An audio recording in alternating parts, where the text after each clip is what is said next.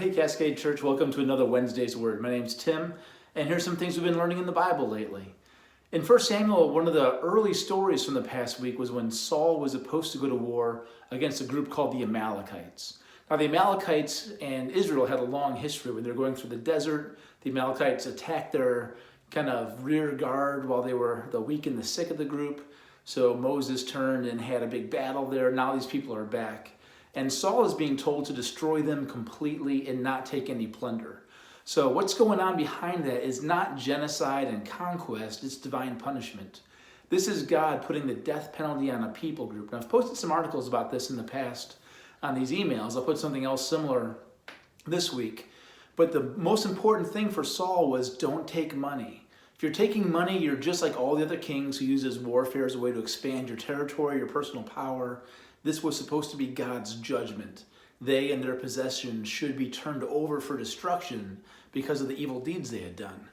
And Saul instead looks for conquest. He takes money, he takes the king hostage. He's doing what every other king did, and by doing so, he's not exercising God's judgment.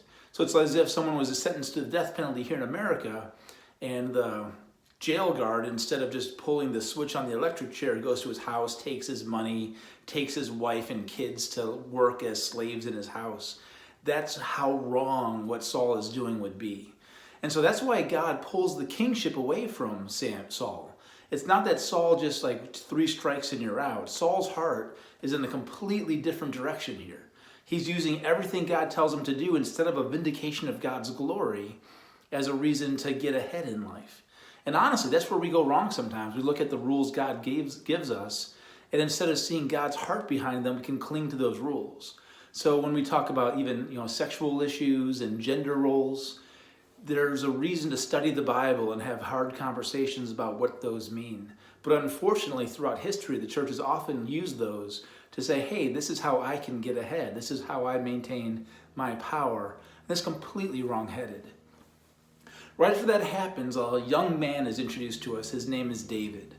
And David becomes Saul's armor bearer. Many people forget that David and Saul knew each other before David fought Goliath.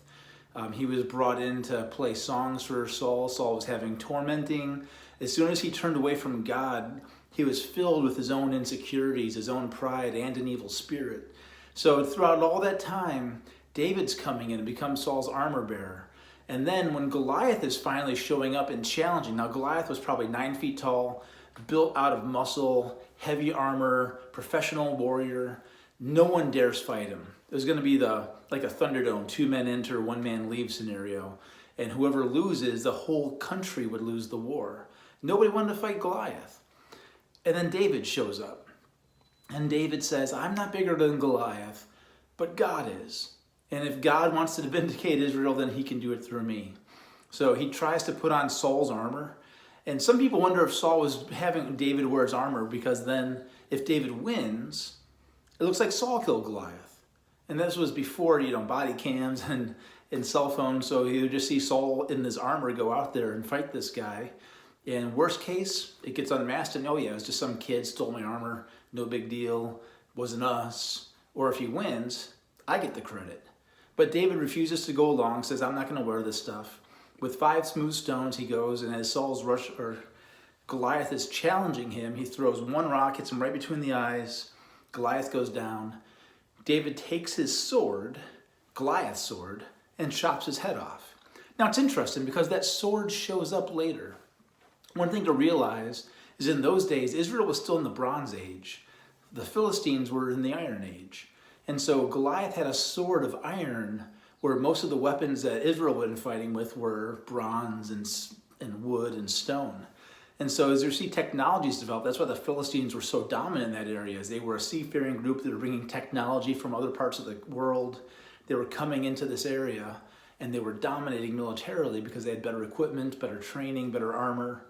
And now David takes a sword of Goliath, chops his head off. And we find out later that that sword is put in a temple, and as David is fleeing from Saul, he says, I need some food and got any weapons? And the guy goes, well, I got the sword of Goliath. And David's like, wow, there's none like it, and carries it. And he may have carried that sword through the rest of his career. A long time ago, I started a book about kind of a fictionalized account of David's life, and I had the sword of Goliath, almost like an Excalibur type thing, because my youthful imagination. There's nothing magic about the sword. It was just one of the few swords that they had back then. So 1 Samuel's got a lot of these classic stories. Saul going into the cave to go to the bathroom. If you listen to the daily Bible reading, Brian makes it very clear that it was a 2 Samuel, not a 1 Samuel. So it was a number 2, not a number 1. A lot of jokes around that. But then David cuts the hem of his garment off while Saul is Sauling himself, and then says, "Look, could have killed you." It's like in Young Guns, could have killed you right now. But I didn't. And then he even repents of having done that, of mocking him, of making that opportunity to even touch his cloth. Saying, you know what, I'm not supposed to be an executioner. If God wants me to be king, he'll make me king. I'm not going to kill you. So some classic stories in 1 Samuel happening. We jump into John, and a lot of good stuff happening there also. We see Jesus healing a man who was born blind. And one of those odd miracles where Jesus spits in the mud, or in the dirt, makes mud, puts it in the guy's eyes, and then the guy finally sees. And all the guy knows is, I was blind and now I see.